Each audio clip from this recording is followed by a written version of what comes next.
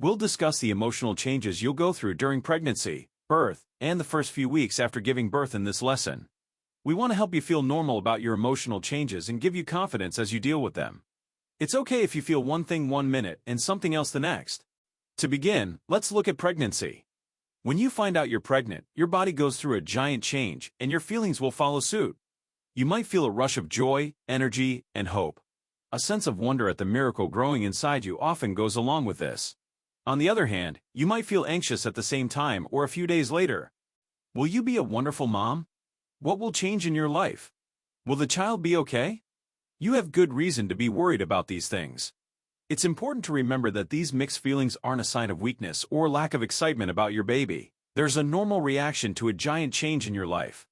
Your hormones, especially estrogen and progesterone, are changing a lot, which makes your feelings stronger. You may feel energetic and ready to take on the world one day, and the next, you may cry over a commercial. You're not just being hormonal, your emotion is a real bodily response to the giant changes taking place in your body. Take a moment to notice these changes as they happen. Try to watch them instead of fighting them. When you feel a quick wave of sadness, for example, don't judge it. Just be aware of it. You can say, okay, this is a wave of emotion I'm feeling right now, and it's temporary. Even just noticing something can give you a little space from how strong the mood is. Some women say they feel calmer as their pregnancy goes on, especially in the second trimester. After a while, you might feel less sick, and ultrasounds and feeling the first flutters will help you understand how real the baby is.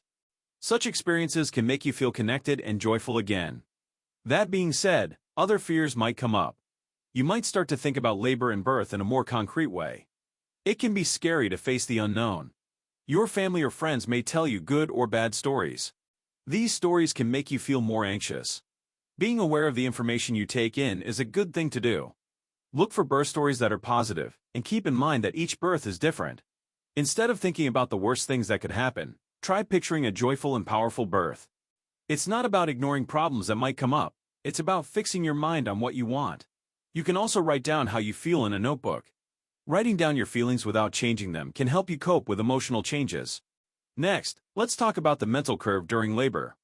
People often show this as a single, powerful event, but on an emotional level, it's a process that changes over time. When you first start, you might feel both excited and scared. Your ability to concentrate will probably get better as labor goes on. It's going to be very hard on your body, and your head will be living in the present. You may feel strong and powerful even as you are going through deep feelings.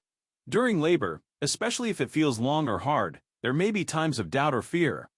This is where the mental planning we'll discuss more in later parts of the course really pays off. Remind yourself of how strong you are and how much your body can do. It's important to lean on your support person, like a partner, a doula, or a trusted friend, for safety and support. Their presence and words of support can make you much more emotionally strong during labor. Think of them as an anchor that will help you stay in place. The emotional outburst can often be overwhelming when the baby finally arrives. At times, it can be hard to believe that the baby has finally arrived due to the overwhelming love and joy you feel. Don't be shocked if tears start to fall easily, whether they are tears of happiness, relief, or a mix of many feelings. Immediately after giving birth is a very emotional time, and you'll probably feel a strong bond with your baby, even though it's still new and strange to you. The mental curve takes another big turn as the newborn phase starts to come into view.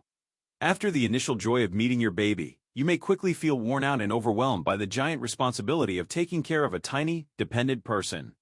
You may feel the baby blues, which is a common problem for many new moms. The condition is marked by mood swings, anger, anxiety, and sadness, and it usually gets worse a few days after birth and gets better within 2 weeks. Again, changes in hormones are a big part of this as your body goes from being pregnant to being a new mom. It's important to know that the baby blues are normal and will go away soon. They don't show that you don't love your child or are a bad mother.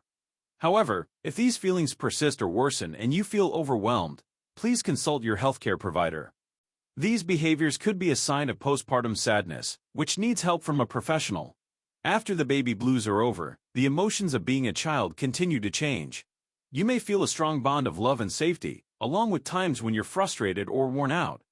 When your baby coos or smiles, it will be great, but when they cry, it will be confusing.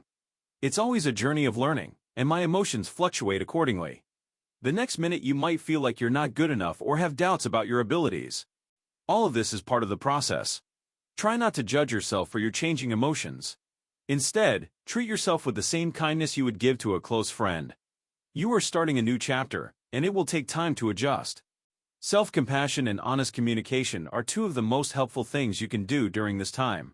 Tell your partner, a friend you trust, or a family member how you're feeling. Just talking about your feelings can make them less intense. Take a few deep breaths when you feel like you can't handle it all. Just 5 minutes of peace and quiet can help you feel better, if you can manage it. This process isn't about being happy all the time. It's about recognizing the full range of feelings that come with such a deep experience. Your baby is learning and growing along with you, and your mental journey is just as valid and important as theirs. Accept the mess, the happiness, the tears, and the wonder. It's all a part of becoming a mom, and you're doing an impressive job.